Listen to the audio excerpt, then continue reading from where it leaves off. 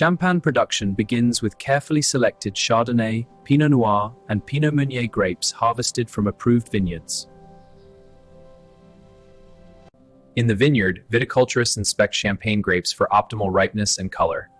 In the lab, a refractometer measures sugar content, ensuring premium quality.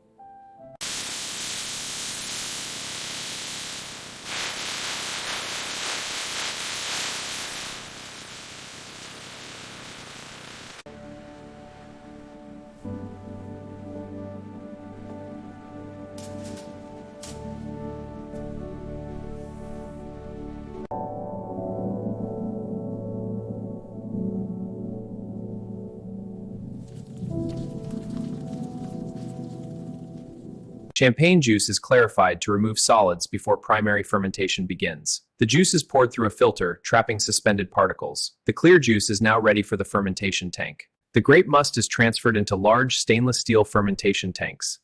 Yeast is then added to start the fermentation process. The mixture is stirred to ensure even distribution. We blend base wines to achieve our consistent house style, carefully selecting each component. Now into the blending tank.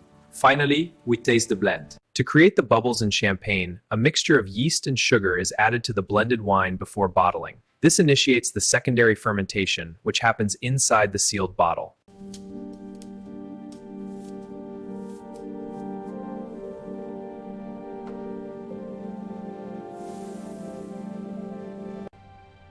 Inside the bottle, secondary fermentation creates natural carbonation. Yeast consumes the sugar. Produce transforms still wine into the sparkling elixir we know.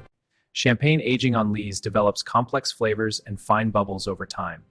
This traditional process is key. Time transforms the wine into a sparkling delight.